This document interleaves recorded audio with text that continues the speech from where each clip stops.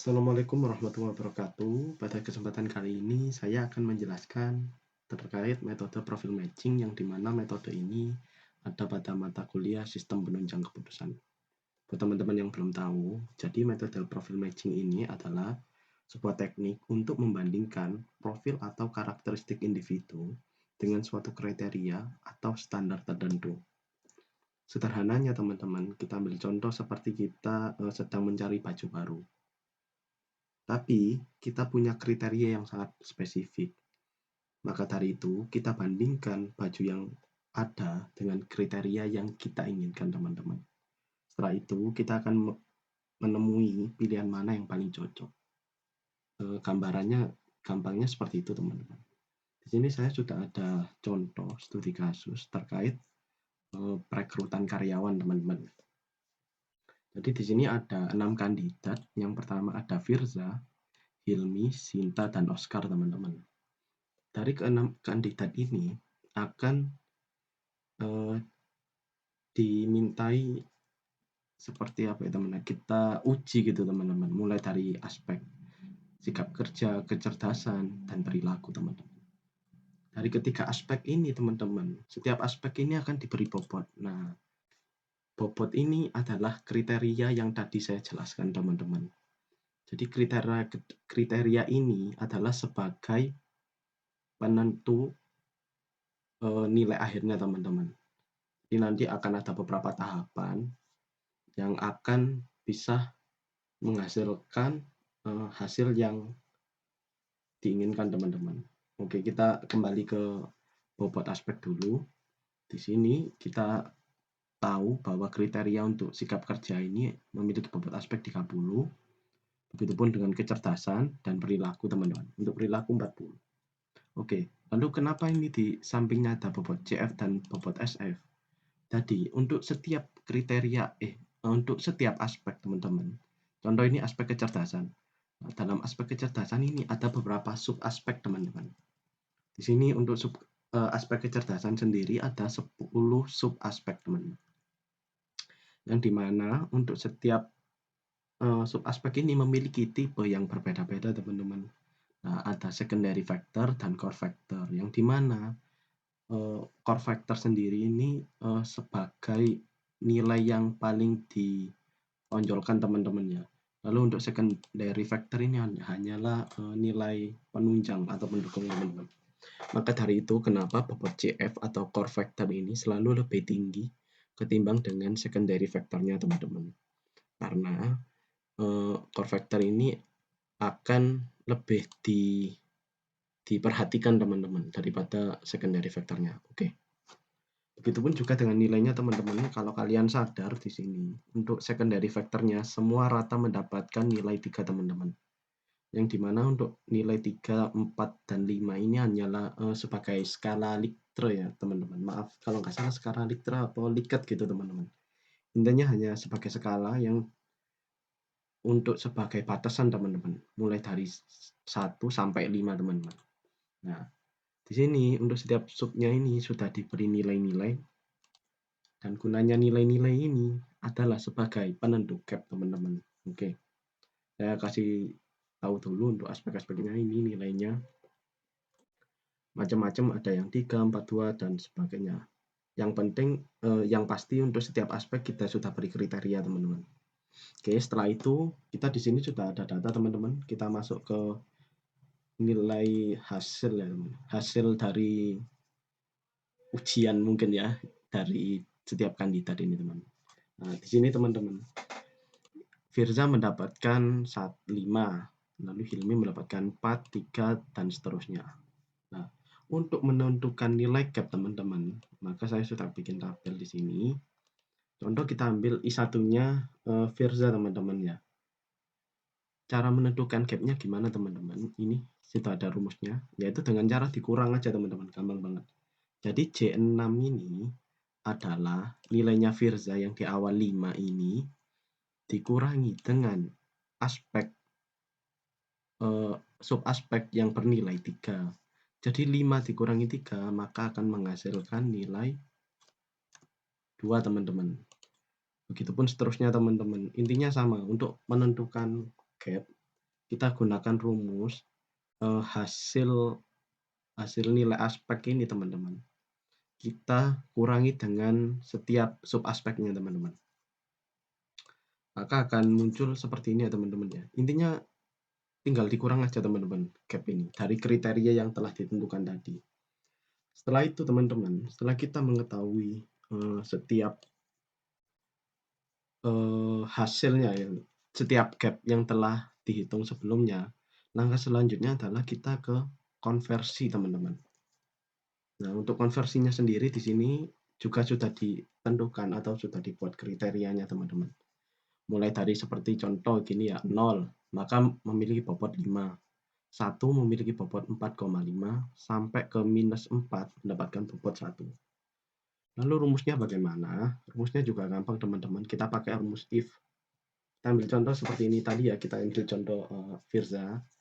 Nah, kita masukin semua kriterianya dengan cara ini teman-teman. If W6 ini jadi adalah tadi teman-teman hasil gapnya, hasil nilai gapnya.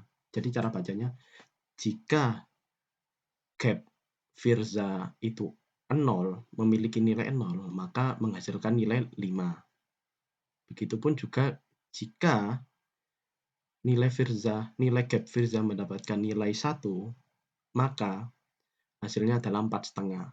Karena di sini Firza mendapatkan nilai gap 2, maka di sini kita bisa lihat teman-teman, 2 itu maka akan mendapatkan nilai 3,5. Apakah betul? Kita coba rumusnya. Nah, 3,5 teman-teman. Betul ya. Jadi ini kalau masih kosong nanti kalian tinggal tarik aja. Setelah tarik, nanti kita akan mengetahui bobotnya itu berapa. Hasil konversinya, maaf. Nah, setelah kita mengetahui hasil konversi teman-teman, nah ini kita masuk ke tahap selanjutnya, yaitu ini. Kita mulai menghitung yang namanya core factor tadi dengan secondary factor. Contoh, di aspek kecerdasan, di sini kan kita lihat core factornya, yaitu ada di kolom I3, I4, I6, I7, I8, dan I10 teman-teman. Nah, caranya juga gampang teman-teman. Kita tinggal menggunakan ini teman-teman, rumus berikut. Jadi jumlah core factor, kita jumlahkan semua core factor, lalu kita bagi dengan total core factornya. Jadi kan ini kan 3, 5, 3, 5, 2, dan 5. Ini kita jumlahkan teman-teman. Nah, dari penjumlahan ini kan kita bisa tahu ternyata ada berapa core factor. Di sini kita hitung 1, 2, 3, 4, 5, 6. Nah, maka dari itu hasil dari core factor, penjumlahan core factor ini kita bagi dengan total core factornya, yaitu 6. Maka akan menghasilkan nilai 3,833 teman-teman. Begitupun dengan secondary factornya teman-teman. Kita menggunakan rumus yang sama juga, cuman kita ambil dari kolom atau sel yang bermuatan secondary. Seperti ini, 3,5 ditambah 5 ditambah 4 ditambah 5, hasilnya berapa? Setelah itu kita bagi dari total secondary factornya yang berjumlah 4, maka akan menghasilkan nilai 4375. Setelah kita mengetahui semua core factor dan secondary factor pada setiap kandidat ini, langkah selanjutnya yaitu kita tinggal menjumlahkan core factor dengan secondary factor. Oh maaf teman-teman, kita kalikan dulu teman-teman. Tadi kan kita sudah tahu kan, kita sudah kasih bobot untuk setiap core factor dan secondary. Nah, kita contoh tadi aspek kecerdasan memiliki 55% bobotnya. Kita tinggal tarik dulu teman-teman. Nah, ini kita lihat di sini rumusnya apakah betul. D6 maka akan mengarahkan ke sini. Betul kan teman-teman? D6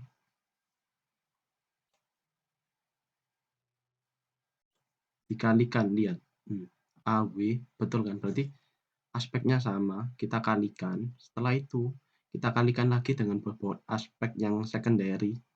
Kita kalikan dengan hasilnya secondary, maka akan menghasilkan nilai berikut teman-teman. 4, 3, 8, 3, 7, 8, 9, 3, 7, 5. Seperti itulah teman-teman. Intinya rumusnya kita kalikan dulu pada setiap bobot core factor dan secondary factor. Setelah itu kita jumlahkan teman-teman, maka akan ketemu hasilnya. Setelah kita ketemu hasil total dari core factor dan secondary factor pada setiap kandidat, langkah selanjutnya adalah kita menjumlahkan teman-teman. Tadi kan ini hasilnya masih setiap satu aspek. Nah, sekarang setiap aspek ini kita jumlahkan lagi dari nilai total setiap aspek, teman-teman. Rumusnya seperti ini. Kita lihat bobotnya, kayak aspek kecerdasan ini bobotnya berapa.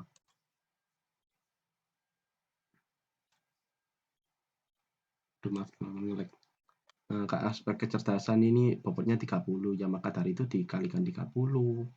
Lalu untuk yang lainnya juga sama, 30. Begitupun sampai ke sini, maka kita akan menemukan hasilnya ini teman-teman, 396375. Tinggal kita tarik aja semua, yang penting sudah ditolerin teman-teman. Maka setelah kita ketemu semua hasilnya, kita ranking teman-teman dengan menggunakan rumus rank. Maka akan diketahui bahwa nilai tertinggi dari hasil semua aspek tadi adalah Bella teman-teman, dengan nilai total 4295. Nah, jadi intinya sederhananya metode profil matching ini sebagai